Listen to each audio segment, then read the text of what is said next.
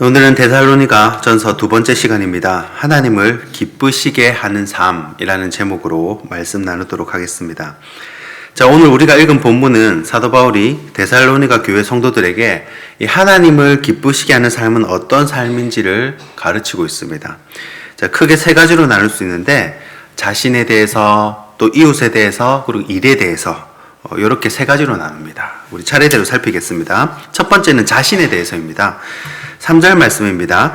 하나님의 뜻은 이것이니 너희의 거룩함이라 곧 음란을 버리고. 아멘. 자, 하나님을 기쁘시게 하는 삶. 첫 번째는 거룩하라는 것입니다. 자, 특별히 성적인 부분에서 더욱 거룩하라라고 합니다. 이 데살로니가는 그리스의 두 번째 가는 도시입니다. 첫째 가는 도시가 아테네고요. 또 두 번째 가는 도시가 데살로니가입니다. 그러니까 굉장히 크고 번화한 도시라는 것입니다. 자, 그리스 로마 신화에 등장하는 여러 많은 신들이 있었겠죠. 그 중에 아프로디테 신전이 있는데 예배 행위 자체가 굉장히 음란합니다. 자, 거기 간다고 다 음란한 행위를 할 수 있는 것이 아니라 이 헌금한 액수에 따라서 만나는 사제가 다릅니다. 급이 달라요. 그래서 헌금을 조금 하면 여자 사제를 아예 못 만나고 그냥 의식만 하고 그렇게 가는 거고, 헌금을 많이 하면 이제 여사제를 직접 만나가지고 이 음란한 의식을 행할 수 있는 겁니다. 자, 그리고 그 중에 제일 돈 많은 사람, 엄청난 헌금을 한 사람은 이 사제 중에서도 최고 높은 이 경지의 그 신과 직접 만나는 거죠. 우상과 직통으로 관계를 할 수 있는데, 그 당시 신이나 그 우상은 전부 다 동물입니다. 그래서 여기서 이 수간이 나오는 겁니다. 자, 로마 시대에 이방인들은 가정이 있고 또 아내가 있음에도 그런 이방 신전에 가서 간음하는 것을 당연하게 생각을 하는 겁니다. 이 죄가 죄인지를 모르는 거죠. 그러면 예수님은 뭐라고 가르쳐줬나? 가르쳐준 바 나와 있죠. 예수님은 뭐라 가르쳐줬나? 마태복음 5장 28절에 보면요, 28절부터 30절 제가 봉독해 드리겠습니다. 나는 너에게 이르노니 음욕을 품고 여자를 보는 자마다 마음에 이미 간음하였느니라. 만일 내 오른 눈이 너로 실족하게 하거든 빼어버리라. 내 백제 중에 하나가 없어지고 온몸이 지옥에 던져지지 않는 것이 유익하며, 또한 만일 내 오른손이 너를 실족하게 하거든 찍어 내버리라. 내 백제 중 하나가 없어지고 온몸이 지옥에 던져지지 않는 것이 유익하니라. 아멘. 자, 또 마태복음 19장 3절에서 5절 말씀입니다. 예수님께서 이렇게 가르쳐 주십니다. 바리새인들이 예수께 나와 그를 시험하여 이르되 사람이 어떤 이유가 있으면 그 아내를 버리는 것이 옳으니까.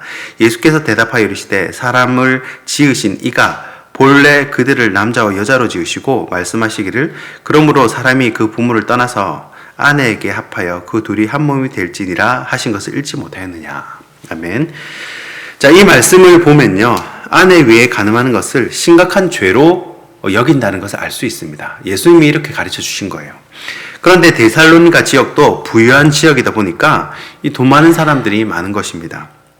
이 돈이 주는 자유가 있거든요. 이 마가복음 10장에 부자 청년 이야기가 나옵니다. 그런데 예수님을 따라오라고 해도 그 재물을 못 내려놓죠.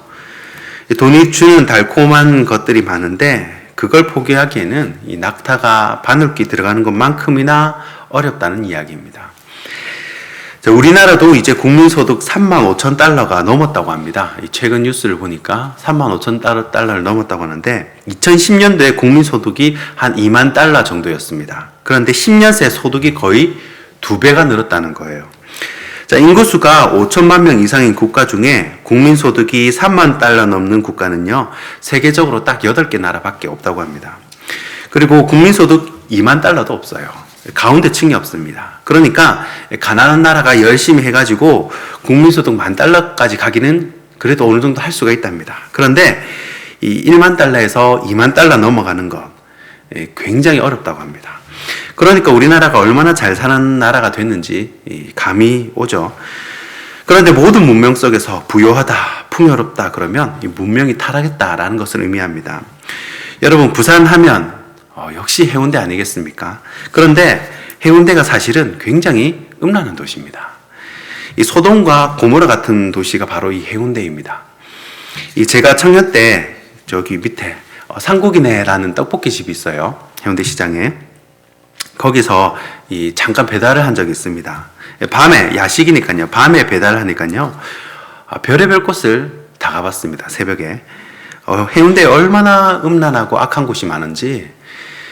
그래서 새벽에 나오시는 분들은 하나님께서 특별히 뽑은 우리 특공대들이거든요. 저와 여러분들이 이 해운대 지역을 위해서 기도를 해야 합니다. 나 자신도 거룩을 훈련해야겠지만 우리가 사는 이 지역, 이 땅도 거룩한 땅이 되도록 기도할 때 하나님께서 기뻐하실 뿐만 아니라 이 땅을 긍휼히 여기시고 불쌍히 여기실 줄 믿습니다. 하나님이 기뻐하시는 삶, 두 번째는 이웃에 관하여입니다. 이웃에 대하여. 9절입니다. 형제 사랑에 관하여는 너희에게 쓸 것이 없음은 너희들 자신이 하나님의 가르치심을 받아 서로 사랑함이라. 아멘. 자, 하나님을 기쁘시게 하는 삶 두 번째는 이웃을 사랑하는 것입니다. 자, 그런데 이 사도 바울은 형제 사랑하는 것에 관하여는 데살로니가 교회의 성도들에게는 할 말이 없다는 겁니다. 왜냐하면 데살로니가 교회의 성도들은 우리 교회의 성도님들처럼 사랑이 많은 권사님, 또 사랑이 많은 집사님, 그런 분들이 많이 계신 거예요. 천사 같은 성도들이 많은 겁니다. 그러니까 더 이상 가르칠 게 없는 거예요. 자, 그러나 이웃 사랑에 대해서 이야기할 때 이 일정한 선을 지켜주는 것이 굉장히 중요합니다. 서로에 대해 예의를 지켜주는 거예요. 교회가 이 정도도 못해줘? 그래가지고 무례하게 행하는 것은 사랑이 아니라는 것이죠. 무례하게 행하지 않는 것이 중요합니다. 자, 예를 들어서요. 하나님은 사랑이시니까 함부로 행동을 하고 또 먹지 말라는 선악과도 따먹고 그것이 사랑이 아니라는 겁니다. 그 정도 이렇게 과실 먹었다고 그렇게 화를 내? 이렇게 할 게 아니라는 거예요. 무례한 행동, 상대방이 어려워하는 행동이나 말은 하지 않는 것이 사랑이라는 것입니다. 이 교회 안에서도 누구든지 적당한 거리, 최소한의 예의를 지키는 것이 하나님이 기뻐하시는 삶이라는 것을 꼭 기억하시길 바랍니다. 자, 세 번째는 일에 대해입니다. 일에 대해서. 11절입니다. 또 너희에게 명한 것 같이 조용히 자기 일을 하고 너희 손으로 일하기를 힘쓰라. 아멘. 제가 우리말 성경으로요, 오늘 본문 11절과 12절을 다시 한번 읽어드리겠습니다. 한번 비교 한번 해보시죠. 우리말 성경입니다.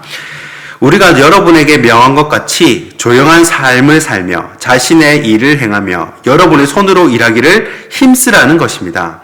이는 여러분이 외부 사람들에 대해 품위 있게 행동하고 또한 아무것도 궁핍함이 없게 하려는 것입니다. 아멘. 자, 왜 사도 바울이 이런 이야기를 하냐면 자기가 믿음이 좋은 것처럼 직장에서나 밖에서 신앙 얘기도 많이 하고 큐티책도 회사 책상에 막 올려놓고 막 그러는데 정작 일을 안 하는 겁니다. 왜 일을 안 합니까? 이 데살로니가 교회 성도들은 그들 생전에 예수님이 곧 오신다고 그렇게 생각을 한 거예요. 그래서 신앙의 표현은 엄청 많이 하면서 일하는 근무 시간에도 예수님을 기다리는 겁니다. 어떤 사람은 직장도 그만두고 세상의 마지막이 다가왔다고 그렇게 돌아다니는 겁니다. 자, 그러니 처자식들이 생활이 안 되겠죠. 일도 안 하고. 그러니까 불신자들 보기에는 별로 좋은 인상이 아니었던 겁니다. 예수 믿는 사람들이 교회는 열심히 다니는데 생활에 본이 되지 않으니까 세상 사람도 안 좋게 생각하고 또 그 가정도 궁핍한 생활을 하더라라는 것입니다. 그래서 사도 바울이 뭐라고 권면을 하냐면 성도는 현실 생활에도 충실하면서 돈도 열심히 벌어가면서 다시 오실 주님을 맞을 준비를 해야 한다라고 그렇게 권면을 하는 것입니다. 그래서 12절에 뭐라고 합니까? 세상 사람들에 대해서도 사람 도리도 하고 또 밥도 한번 살 수 있고 품위 있게 행동을 하면서 예수 믿는 사람들은 참 고상하다, 품위가 있다, 이렇게 좋은 이미지를 줄 수가 있겠죠. 그리고 생활의 궁핍함도 없이 살 수 있다라는 것입니다. 자, 믿는 사람이 너무 이렇게 못 살면 덕이 되지 않습니다. 교회 장로님, 권사님인다 맨날 이렇게 돈을 빌리러 다닌다든지 망했다 이러고 하면 덕이 안 된다는 거예요. 예수 믿고 영육이 모두 잘 돼야겠죠. 그러니 사도 요한이 그렇게 말하잖아요. 내 영혼이 잘된 같이 내가 범사에 잘되고 강건하기를 구한다. 그렇게 축복을 하는 겁니다. 그러니까 영혼만 잘 돼야 된다 이게 아니에요. 사도 바울도 어떻게 보면 세상은 다 버리고 영만 쫓아가는 사람 같지만 그게 이단이었거든요. 이 영지주의. 그러니까 물론 이 훈련의 때가 있는데 그때는 물질을 주지 않습니다. 물질의 훈련이 할 때가 있는데 그때는 주지 않아요. 떡으로만 살지 않고 말씀 의지하여 살도록 하시는 그 광야 기간이 있기는 합니다. 그것이 아니고서는 조용히 열심히 일하고 세상 사람에게도 신뢰받는 사람이 되고 남을 도울 수 있는 재원을 갖추는 것이 하나님이 기뻐하시는 삶이다 라고 이 사도 바울이 권면을 하고 설명을 하는 것입니다. 자, 말씀을 맺겠습니다. 만약에 주님이 내일 오신다고 해도 마치 1000년 뒤에 오시는 것처럼 오늘 하루에 최선을 다해야 합니다. 그리고 주님이 1000년 뒤에 오신다고 해도 마치 내일 오실 것처럼 그렇게 깨어 기도하며 살아야 한다는 것입니다. 이 말씀을 기억하시면서 주님이 언제 오시든지 하나님을 기쁘시게 하는 삶을 사는 저와 여러분이 되길 주님의 이름으로 축원하고 축복합니다. 기도하겠습니다.